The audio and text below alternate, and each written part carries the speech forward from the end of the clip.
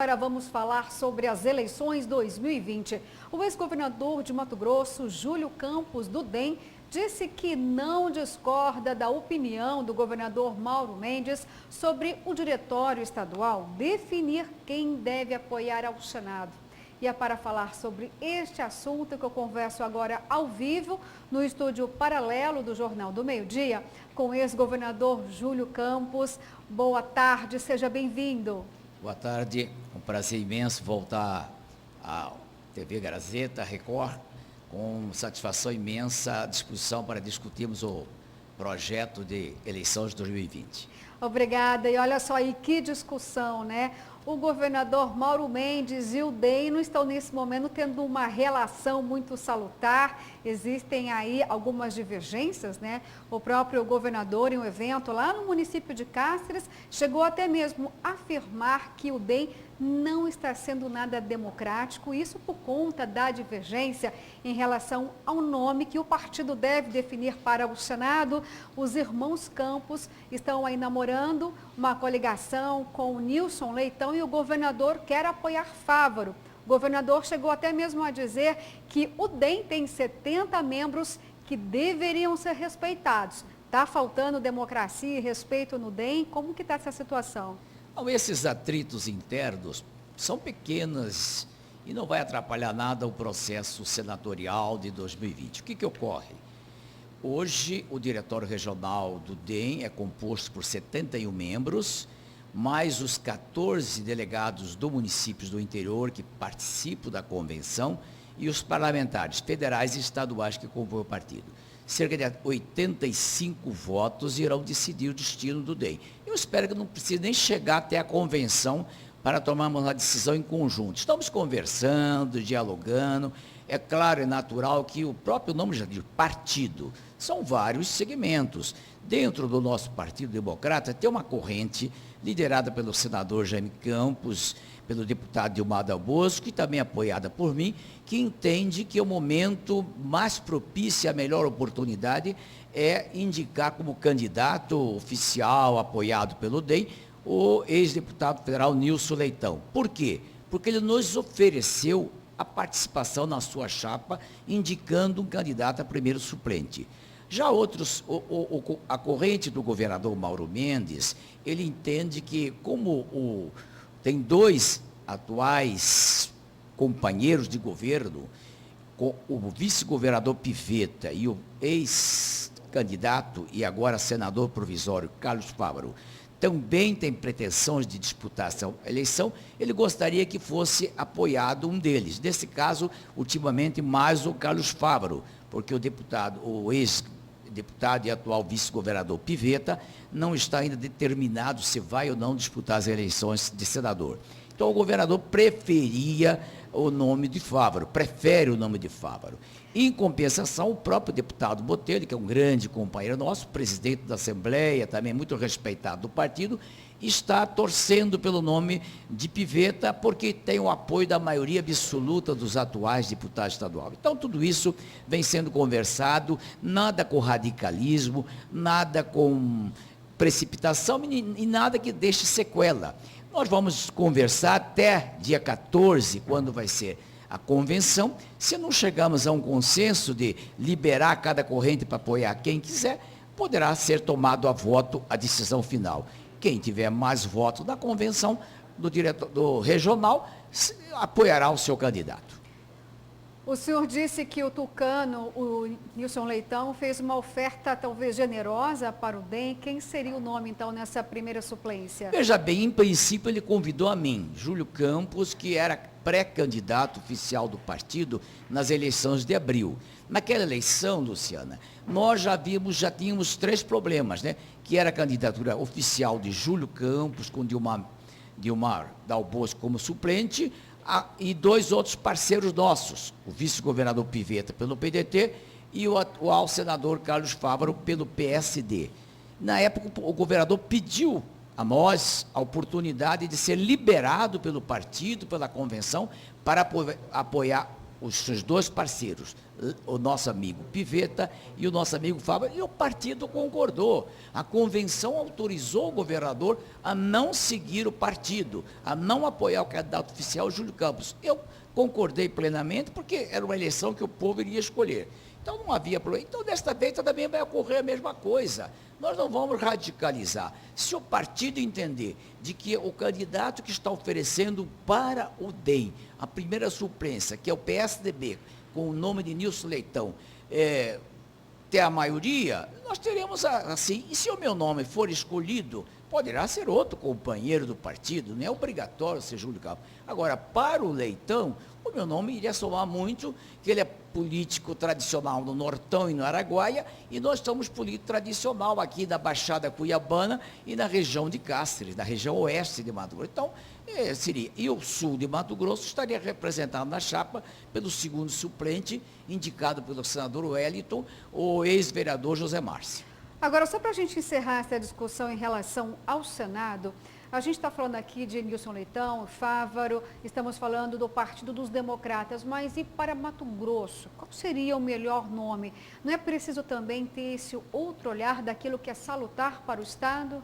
Sem dúvida alguma. Agora, o que eu digo é o seguinte: o deputado Nilson Leitão foi parlamentar federal durante 12 mandatos. Desempenhou com brilhantismo o seu mandato em Brasília.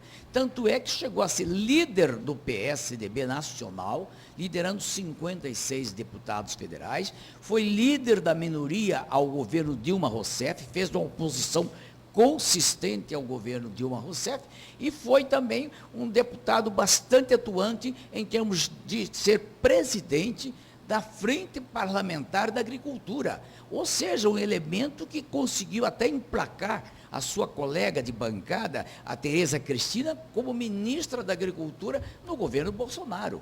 É um cidadão que tem um trânsito muito grande em Brasília, não só no Congresso, como também junto às pessoas que estão no governo federal. Ele é amigo de vários ministros, é muito ligado ao vice-presidente Mourão, então tem todas as condições de ser um bom senador, de somar ao lado de Jaime Campos e de Wellington Fagundes, para bem representar Mato Grosso nos próximos 6 anos no Congresso Nacional. Eu acho que é um bom cidadão, tem respeitabilidade e tem gabarito para ser senador.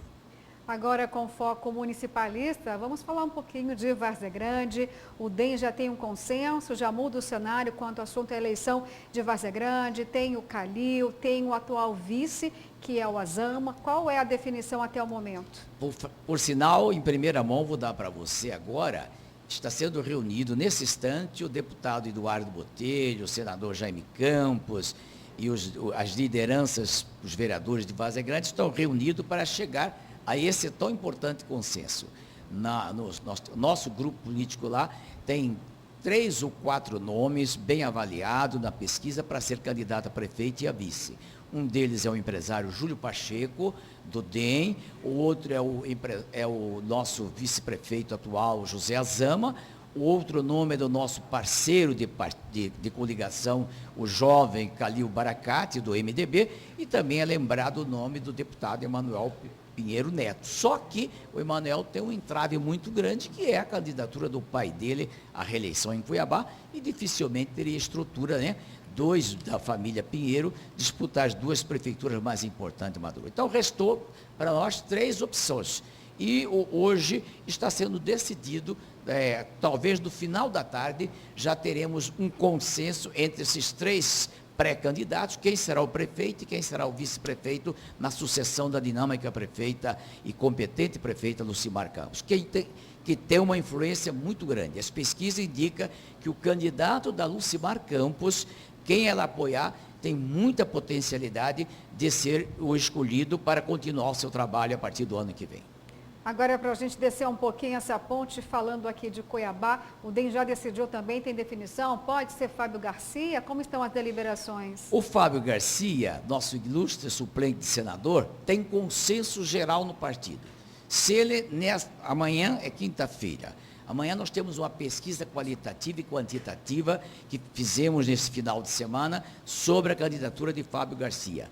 Entendendo ele e a sua esposa, dona Marcela, a sua família, de aceitar essa incumbência, ele terá apoio total, não só do ilustre governador Mauro Mendes, que tem feito um grande trabalho aqui em Mato Grosso e também em especial para o Cuiabá, do senador Jaime Campos, dos deputados Botelho, do deputado Dilmar, de todo o partido, o Fábio é consenso. Se o Fábio Garcia recusar a candidatura, nós temos duas opções. Ou lançamos um outro nome do próprio DEM, ou procuramos uma nova aliança para um dos candidatos atuais já colocado, fazer a coligação e o DEM talvez entrasse com o vice-prefeito. Mas a tendência é realmente nós temos um candidato próprio, até foi lembrado também o nome do eminente vereador, atuante vereador Marcelo Vucich, para cumprir essa missão de representar o DEM na eleição de Cuiabá. Mas a tendência é que o Fábio seja o nosso candidato. Depende apenas dessa reunião de amanhã no final da noite. Agora, para a gente encerrar essa entrevista, não posso deixar de mencionar, justamente nesse período também, mesmo que não fosse só um período, né, de pré-campanha eleitoral, houve um incidente lá em Várzea Grande envolvendo o senador Jaime Campos, uma discussão em que houve ofensa e até mesmo agressão física. Houve algum tipo de reparação, de retratação diante desse fato que aconteceu lá no município, quando uma pessoa estava cobrando providências em relação ao abastecimento de água? É diferente cobrar providência do que agredir ao cobrar providências. São 2 ou 3 agitadores políticos, costumais em perturbar, que são oposição à prefeita Lucimar Campos, ao nosso grupo político, que compareceram ao evento sem ser convidado, apenas para perturbar. Nada contra o cidadão reivindicar água, reivindicar os problemas. Que tem problema de água em Várzea Grande, Luciana? Tem. Não é só Várzea Grande, como outra cidade. Enquanto não se privatizar o DAI de Várzea Grande, talvez não consiga consertar a situação do abastecimento de água de Várzea Grande. Mas não é assim. Ele foi muito agressivo. O que ocorreu? Ele estava com celular e mais 3 outros celulares gravando. Esse cidadão, que é pré-candidato do outro lado da oposição, gravou 20 pessoas lá na hora e com o microfone sujo. Nesse tempo de Covid, não é fácil você enfiar microfone na boca de uma autoridade constituída. O que houve? Ele falou com o Jaime, já falou, olha, esse assunto é com o presidente do DAI, não é comigo.